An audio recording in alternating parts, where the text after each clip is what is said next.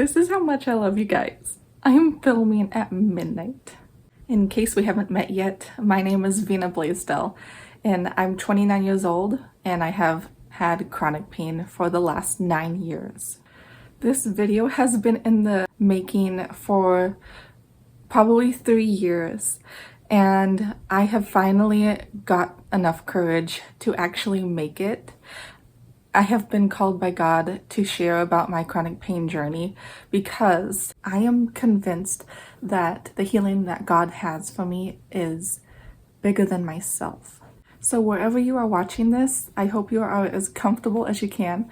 I'm not sure how long this video is going to be, but I am so happy to make this for you. There are 3 things you will expect from this video.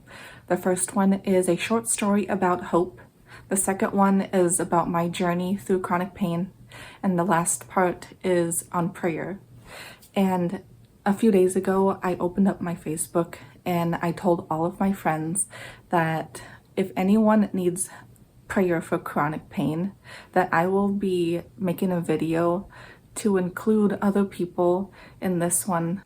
Because what I really want to do is to create a community that welcomes people with chronic pain and to have us feel less alone, because it's very hard to struggle with this kind of stuff every single day for who knows how long, and for like so much of our past has involved that, and it changes the way we think about things.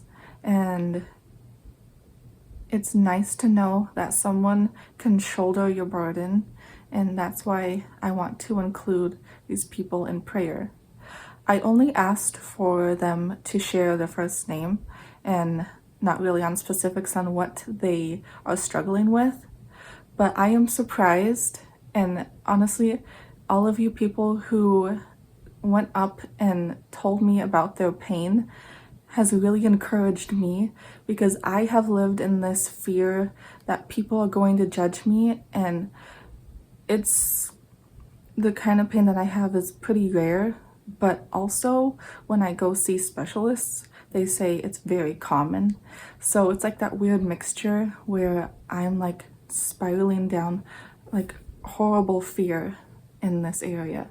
And so thank you so much for opening up in that way. Now let's get into part 1. So this is a story about me in college. I was in my first year, and as kind of like a graduation present, my parents got me a new bed, because previously I was sleeping on a bed that my parents owned several years, like way before my dad was married, and I was sleeping on that bed for like a long time. My family loves firm mattresses, but I was a girl who liked to sleep on a comfortable cloud, so I thought the softer the better. So we went to our local mattress shop and I selected one that was so soft, kind of sunk in, and I thought that was great because I thought, wow, I'm gonna have the best night's sleep ever. Well, like 1.5 months after I got that bed, I started to get a backache, and I have never got a backache. Like, I have got a backache from a mattress, but not like this. This one was horrible because it was in a certain part of my spine, like the lower middle-ish part, and everything I did just made it really worse. And it got to a point where it was constantly on my mind. And the definition of chronic pain, I think it's a couple weeks long. I can't remember, but I know I hit that mark without knowing. But now that I know, I knew. So I went to church one day, and it was like a night church. Since I just graduated high school, I was still like going to some of those special services for youth group. And we had a special guest speaker come to that. And shout out to Steve Kramer. I might tag you in this video somehow. And like, I'm that girl who emailed you. But anyway, back to the story. Steve Kramer visited Assembly of God, and I was sitting in the back, as I always do, because I'm that shy girl, and he came to speak. And then at one point in that service, he said, God is telling me that someone here has back issues. And I was like, I am not going up. Not me. I'm too scared to go up. So I just stood there because we were all standing up at that point. And I noticed one person go up to get prayed for their back. And I was like, oh, good for them. And all of a sudden, while he was praying for him, I felt the literal hand of God. He reached down into my lower back, and it felt like he was like twisting it like a clock. He was going in 3 seconds.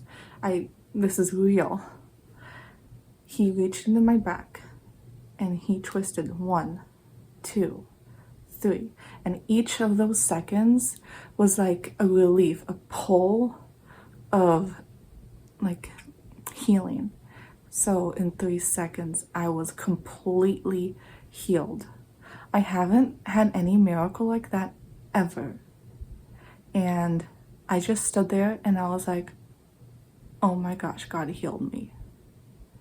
I was like, I want to do a backflip, because whenever that kind of stuff happens, people always say that in the movies. And that was like my first thought.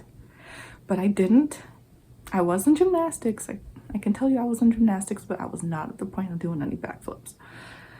So I walked into that service with my mouth shut because obviously I didn't like to talk.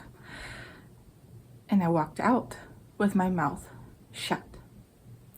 Kept that to myself. I didn't tell my parents. I might have told my sister, but I didn't really tell a soul that I got healed because I was like, oh, that's cool. I believe in Jesus. Still believe in you. Cool. But for some reason, that miracle just kept coming back to mind. And I guess, I don't know how long, I can't remember, maybe 6 months later or something, I emailed him because I got a card, like one of those photo cards from the pastor, and I saved that card because it was a special moment. It was like a token of remembrance.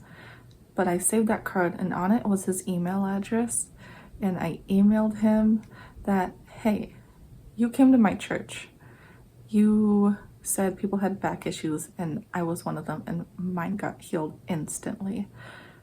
We had this little short conversation back and forth, and it wasn't until maybe a year or two later that I was sitting in my college Bible club, and I actually told the story of me being healed. And then I probably told 1 or 2 other people since then, and that was 10 years ago. So that story is about a little bit of chronic pain that I've had for the first time in my life. I got healed, and I just want to encourage you guys that healing can come at any part of life, and it can happen instantly, and sometimes it just takes a very long time.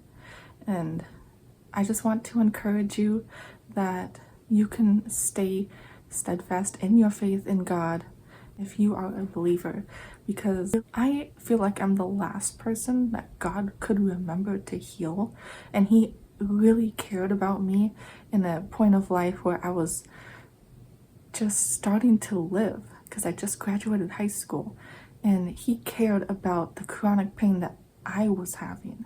I didn't live in a big city. I was like the last person anyone would pick on a team when I was in elementary school. I was a zip zilch nobody, and God loved me enough to have grace for that moment. And I just pulled out my Bible because I was really interested on the topic of grace, and in the back of the Bible, I just found like this quick verse, and it says here in Exodus 33:19, I will be gracious to whom I will be gracious, and I will have compassion on whom I have compassion. And when you have the Bible and God's breath is on every word of the Bible, so that verse really gives me so much peace, because in the moment of waiting to be healed and waiting for any kind of relief, when God says those words, I feel like, I mean, you can tear up at that part, but also it gives me so much hope, because God is in control of every single thing that I feel. No matter how hard the bad days are, I know that I can trust him, because he is pure loving, and love is all that he is. Now here's the longest part of the video, and I do encourage you to listen to my story, because I know in the deepest darks of the pain that you are experiencing, that just to know that someone else is walking through deep waters alongside you, then it just makes things a teensy bit easier to know that someone really does understand all of the things that you're going through. And I may not experience the same exact things that you might have, but God knows exactly how you feel in this moment. I hope that after I tell this story, I can just like let go of all this fear and nervousness, because it has been like buried under me for so long. Okay, so I'm gonna take you to a time where it was 2015. It was September, and I was for the first time in the student government at my college. Although, side note, that was a complete miracle that I got it. So I was in my kitchen trying to sweep the floor. Of all things, I was doing something good. And I hit my head trying to crawl under our table, and I hit my head like right here in the middle, and it hurt so bad. And I got dizzy after that, but then I was like, I hope I'm okay, because every time I get hurt, people, I don't say anything, because I have had so much fear with doctors ever since I was super small, that anything doctor related, I'm like, I'm staying home. So I didn't say anything, and I guess maybe the next day after, I started having lots of trouble like with light. I was in my anatomy class. No, it wasn't. It was some kind of like, people have paintbrushes and they brush things off in the desert, whatever that class is called. I was taking notes, and then I was just, the light inside of the school was bugging me so hard, and there were some other symptoms, and then I was like, I think I need to go to the doctor. So I went to my doctor, and I told her that I hit my head on the kitchen table while I was reaching down, and she told me that, well, that doesn't sound like you could have a concussion. But then she was like trying to like make it sound like it was nothing. But I told her, I'm having this, and this kind of problems, and I cannot even do school. And so she said, okay, I don't think you have a concussion, but we're gonna treat it like a concussion. And just was so funny that those words, we're gonna treat it like this, like you do have something, has been a common theme for the last 9 years of my life. And so I was so relieved that someone actually believed me, and the way I am describing it sounds so like iffy, but my, I guess, symptoms was so bad after that head hit that I had to completely drop out of school, and I also passed the free timeline where you can drop out without getting an F on everything. And I had to sign this special form and get like my doctor's signature or whatever to make sure I don't get Fs on every class that I signed up for. And I also dropped out of the student government because I got a concussion. And I also felt like a fraud because am I just making this up? Am I not really having a concussion? Because my doctor said we're just gonna act like it did, but it was that serious. So I completely withdrew from school, and my doctor said don't even go on your phone, don't watch TV, you need to like keep your eyes shut, stay in a dark place. And I did. And like whenever I just like looked at my phone for like the time, it was horrible. I couldn't even, it hurt my eyes so bad. And eventually, in time, the concussion symptoms just went away. And so I was like back to normal. So I went back to school for the next segment. So to describe my first symptom, I started feeling things that felt like ants in the pants. And I didn't want to go to the doctor because I was like, oh my gosh, what if this is something really bad and they're gonna do surgery? I can't go to the doctor. I'm the type of person who can't stand a needle. I can't look at a needle. I can't hear someone talk about a needle without me starting to faint. So like anyone, I Googled for hours and hours trying to figure out what it could be. I went to this doctor who did an exam, and during the exam, it was the most painful thing. I think I had 3 people in that room because I was in so much pain that they had to bring in another person to do the exam. And if you're a girl, you know exactly what I mean. And so at the end of this appointment, he said, have lichen sclerosis. This kind of diagnosis means that I was only going to get worse in time. It also increased my chances of getting vaginal cancer when I'm older, and I'm gonna have to be on steroids, the highest dose of steroids for the rest of my life.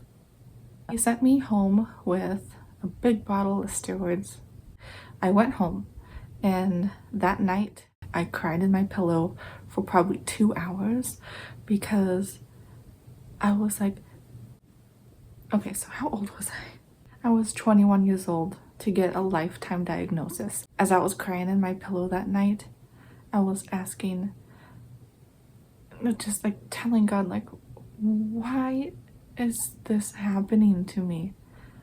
I really want to get married someday. And ever since I was 3 years old, marriage is like one of those big goals that I've had. And now I'm gonna have to carry this icky diagnosis. It was just... So I told my mom, and we got another appointment with another gynecologist out of my little hometown. We drove an hour to the Tri-Cities, and I saw a doctor there. He examined me. He said he found nothing. And he also said, just use some over-the-counter antihistamine Benadryl stuff to make the itch go away. And I was like, oh, so this diagnosis isn't something that I have anymore. So that's really great. And then I went to a dinner with my graduated from youth group, yay me.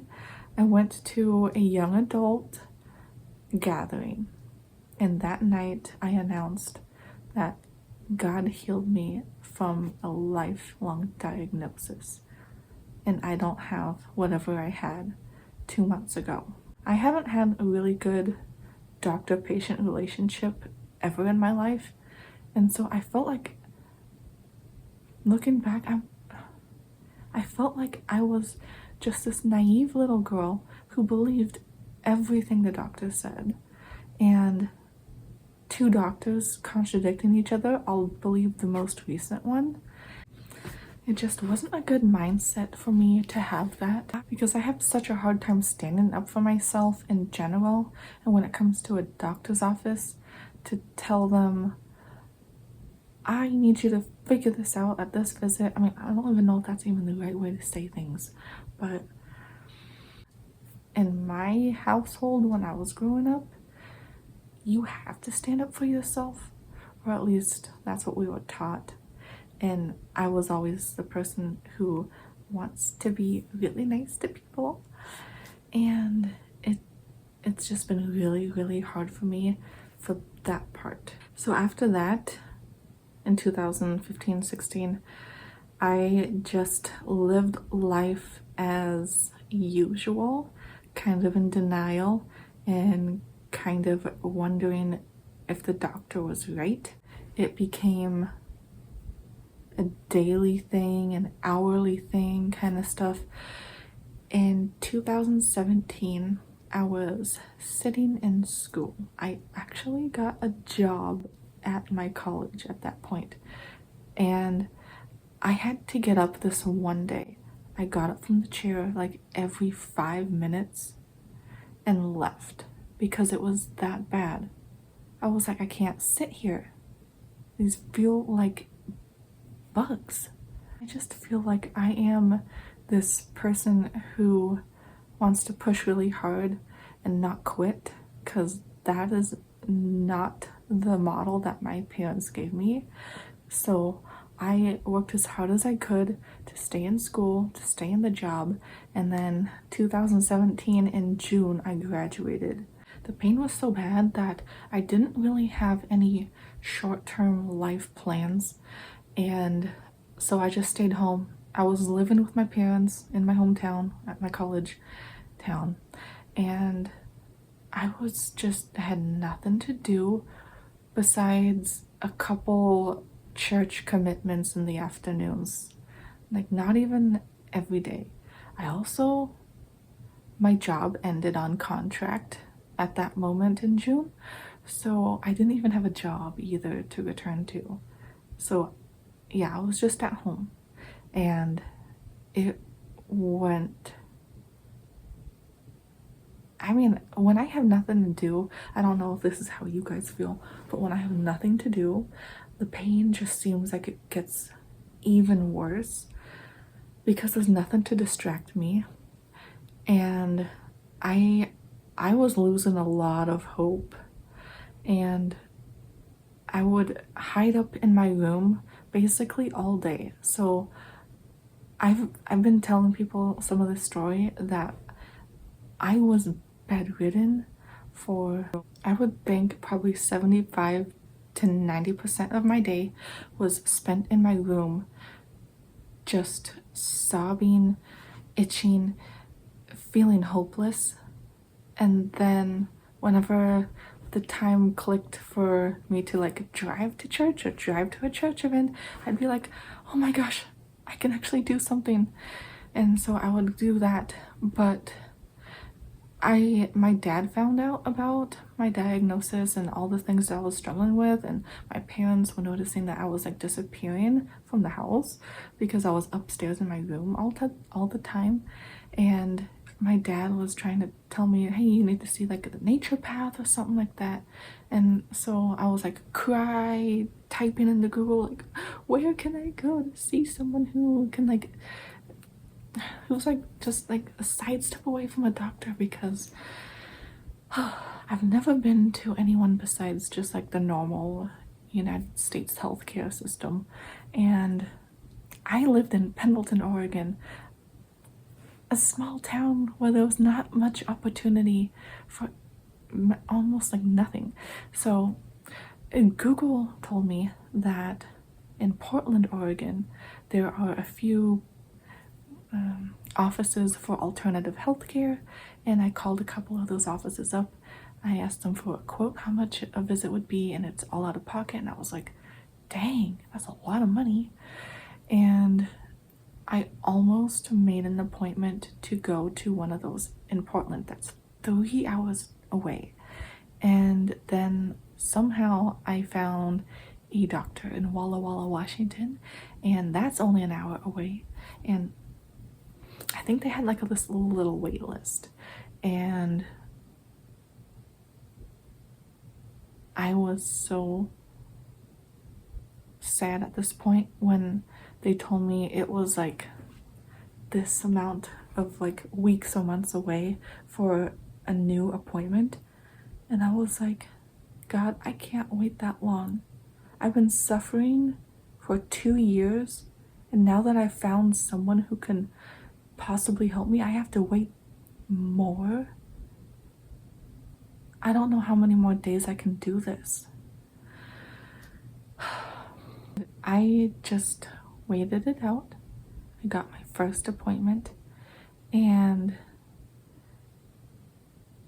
I told the doctor all my symptoms, and I saw a naturopath. So she examined so many different aspects of my life, well beyond a normal doctor would.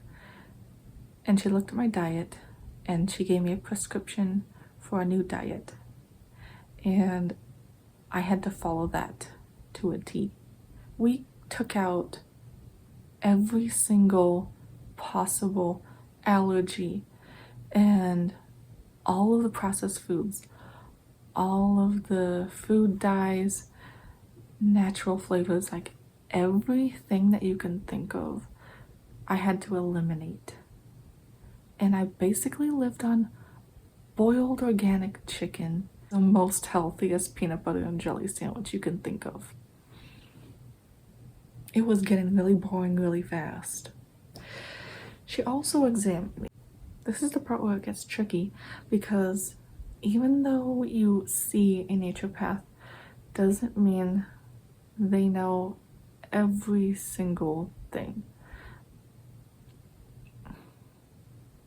She told me that I definitely do have lichen sclerosis. And that was really hard to hear, because 2 years later, the diagnosis came back. This part has a little sliver of hope, because after 2 weeks on that clean diet, my symptoms went completely away for the very first time. No more itching. My mindset was starting to change. Not only did I benefit from not having those crazy symptoms, I benefited from that healthy diet too, because beforehand, I needed an alarm clock to sleep. An alarm clock to wake me up in the morning. And I got to a point where my body was so healthy that I could wake up at the same time every day without an alarm clock, without feeling groggy. My whites of my eyes were whiter than they've ever been in my entire life. Like everything, acid reflux gone. That was bad. And then I was like, 2 weeks later, nothing's bad is happening to me. And I told my parents, God healed me. And so I decided, well, if he healed me, then I can eat all the junk food that I want. I don't know what would have happened if I didn't make that decision, but I went back to my original processed food diet that every American has grown up with. And, I thought that was what food was. And it was everything I was craving. 2 weeks later, after reintroducing the standard American diet, my symptoms quickly but slowly came back. And then by 3 weeks of that diet, I was full blown. Everything that I've been chronically struggling with, back.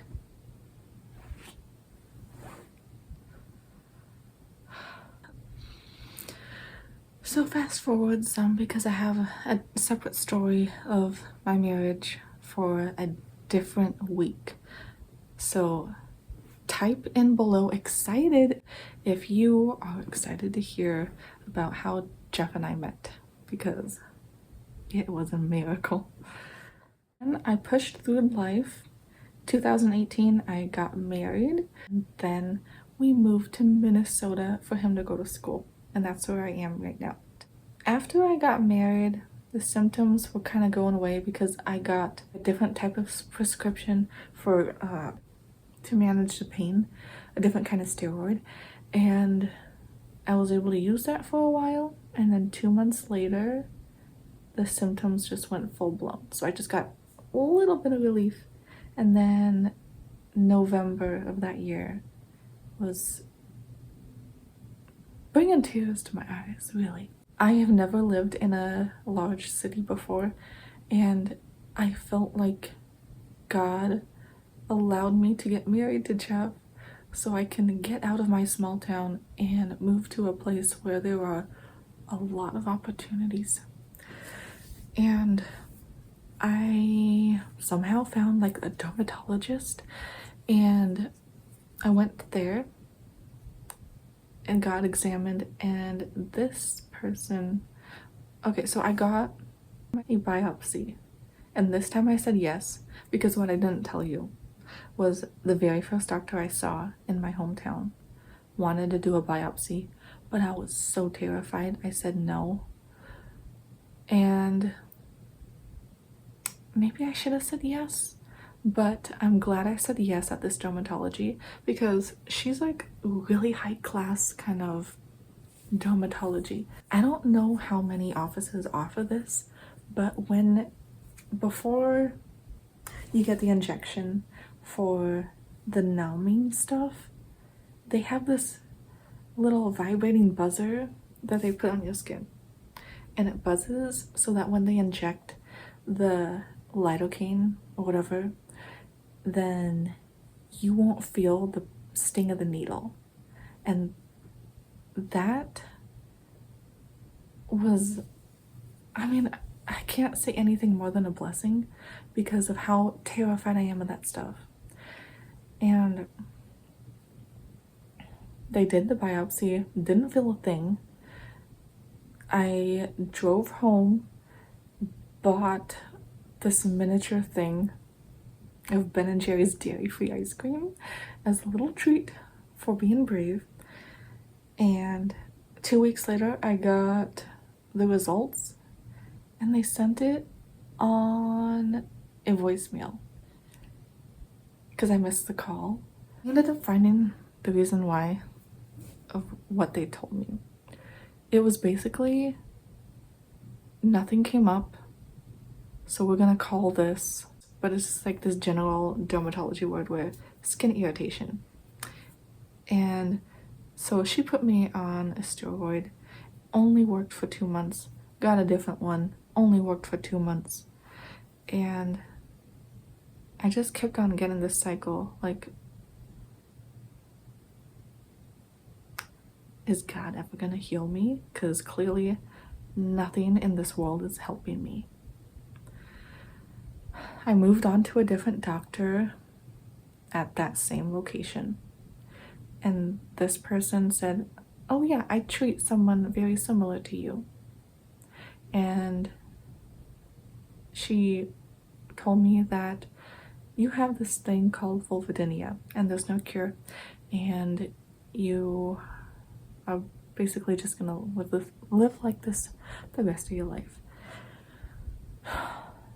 So this time I cried in my pillow. I'm married, and I cried in my pillow because I was like, I'm not gonna have any kids. And another big dream of mine is to have 5 kids, because I love my grandma. She had 5 kids, and I always thought that was the coolest thing, to have just a loving big family.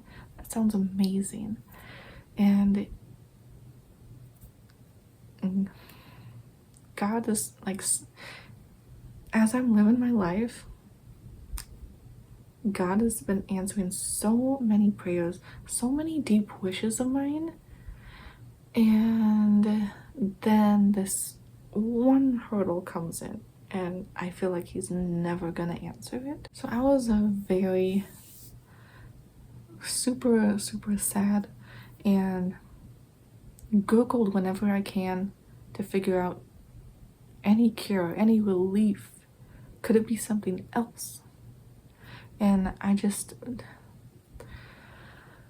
that took over my life so greatly. And with that digging through Google came a blessing, because I was able to find a doctor in New York who specialized in pelvic pain. And I also didn't know that you could call it pelvic pain. So clearly I wasn't sharing it with anyone, because like, who wants to say the V word? And I got an appointment with her. She saw me on video and it was $500, but I felt so confident that she could help me that I was willing to pay that. She knew all the ins and outs of what I was going through, and for the very first time I finally found a doctor who actually knew what was going on with me. Eventually I wanted to see someone in person, and flying to New York was not a great idea with finances. So I went to the Mayo Clinic, and it took 2 or 3 visits to see everyone, but I saw like a total of 12 specialists in that time frame. And for the second time in my life or maybe the third, including naturopath, but I was able to find more doctors that actually knew what they were talking about too with my pain. And there were times too when I would look up on YouTube about what I was going through, and not just that, but just trying to find some kind of distraction, some entertainment. And whenever I saw some people having fun at life, enjoying a sport, wearing makeup, I was so mad, because I'm like,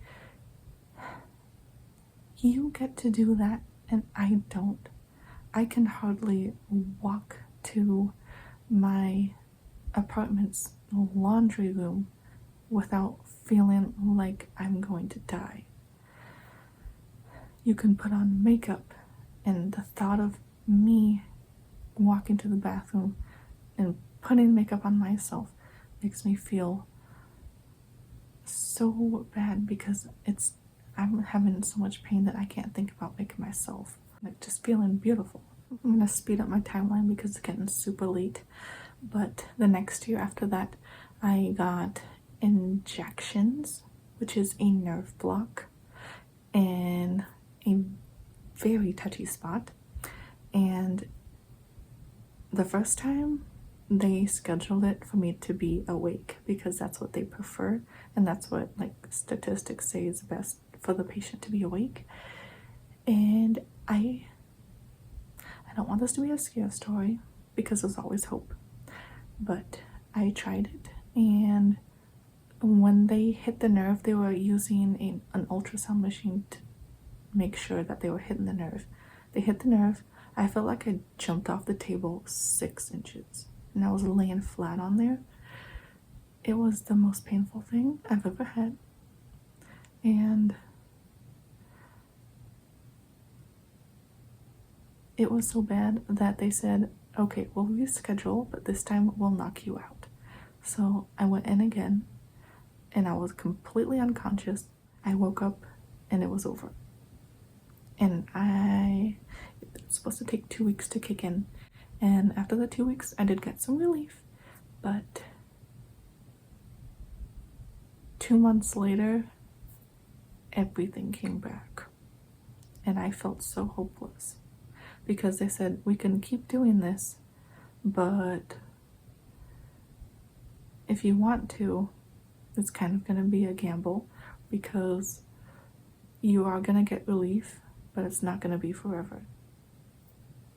Sometime around that time frame, I took short-term disability from my job, And I took that time to see as many doctors as I could to get better and go back to work. I eventually did go back to work. I only worked for 5 more months before I quit. I quit for a few reasons, which I talked about in my Quit My Job at 27 video, if you're interested. And this brings me to my aha moment that happened in 2023. At that point, I was holding my baby, and I was having one of the worst pain days of the week, which usually happens on Monday. Don't know why it always happens on Monday, but it does. And I was having pain so bad that I asked my pastor for prayer, and my husband was in that chat. And after that, I just left my room, walked into my son's nursery, and started crying, the worst kind of cry. And I questioned God. I can't read my Bible. I can't take care of this kid. I can't do so many things. Why are you allowing this kind of pain to happen in my life? And I've asked that question a lot. I also forgot to say that in 2021, I changed my prayers from God heal me to God help me endure this pain, because I just had to change my prayers because I felt like I need some kind of answer. And at least if he can answer the help me endure it prayer, then I'll have some kind of answer, and it'll carry me through to the end, whenever that's going to be. So back to 2023, I asked God for like the millionth time, why am I in pain? And I felt him speak to me for the first time in several years. He spoke to me, and I undeniably know it was him. I never thought of this. This wouldn't come up to me on my own. And it felt like a voice coming down from heaven. And he said,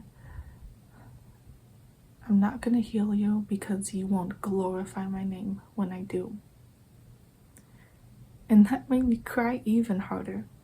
And the only reason why I'm not crying right now as I tell this story is because I have told it enough times with tears that the pain from the suffering, I guess in the best way I can describe it, has been lifted away, and like the burden has been spread across the table, and I don't have to carry all of that load. Immediately when God told me that he wants to be glorified when I get healed, meant that this healing is bigger than myself, and he wants to heal other people through my story. Right now, I am struggling with chronic pain. I had to use prescription to mute the pain so I can make this video. And I don't know when or how God is going to heal me, but he has healed me through this pain in a dozen different ways throughout these last 9 years. And I just want to make sure that anyone out there who's going through chronic pain, that they can have some sliver of hope through my story. I'll end my journey with a happy ending, kind of. I finally got enough courage through all the pokes and all the procedures that I've been through. I was like, what's one more needle? So I found an acupuncturist, and she was able to help lessen the pain with a few visits. And then it was all out of pocket because she wouldn't take insurance. we couldn't afford to do anymore. So I found some place that did take insurance, and I was like, man, I really like this acupuncturist, but I have to see someone else. And that someone else actually pricked parts of my body. I mean, they do from head to toe, but she pricked the right combination. And within 7 visits, my pain was almost 100% gone. It was so much of a relief that my mindset started to heal, and I wouldn't have the back of my mind at that pain point, and I would be able to enjoy life again and exercise and do everything that I always loved to do again. And then my insurance maxed out. This is just ups and down roller coaster that we go through. So my insurance has not come back. I have to wait until next year in 2025 for my insurance to start paying her again. And I can't wait to go back. I've been doing great these last 3 weeks to commit to YouTube because I feel like right now that is the best way to share my message.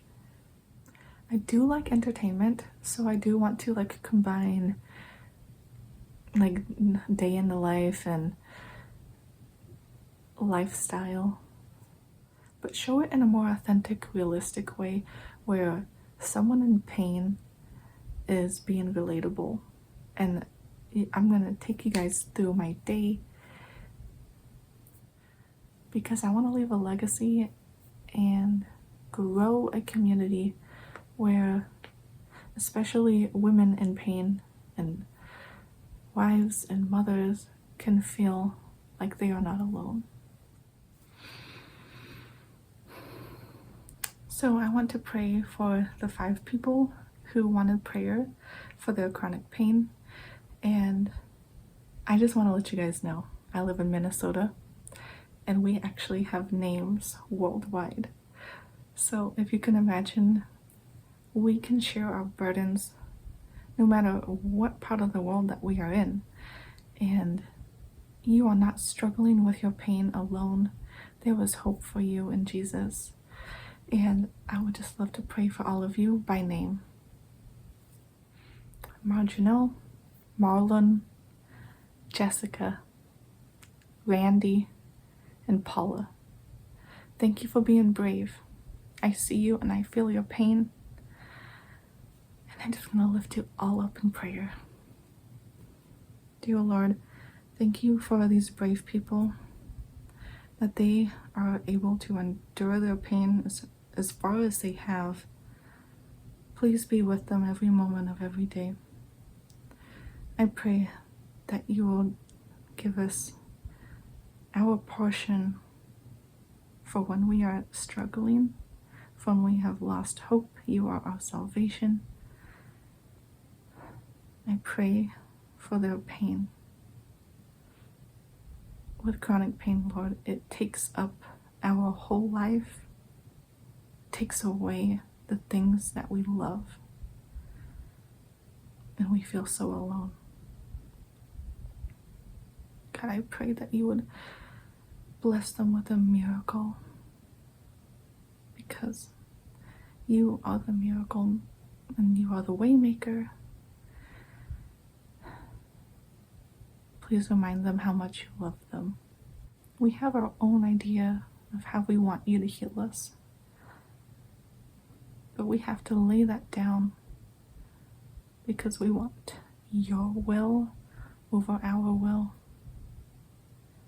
And because you love us, we can trust that you have your best intentions for us.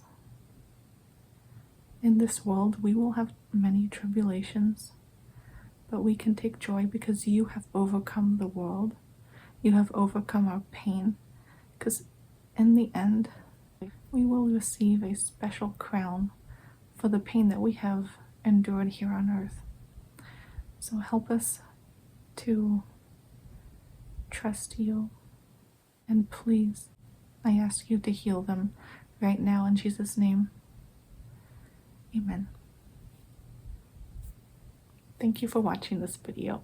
And if you want another prayer video like this, comment below and type in pray. If I get enough responses and some inspiration to do more, I will.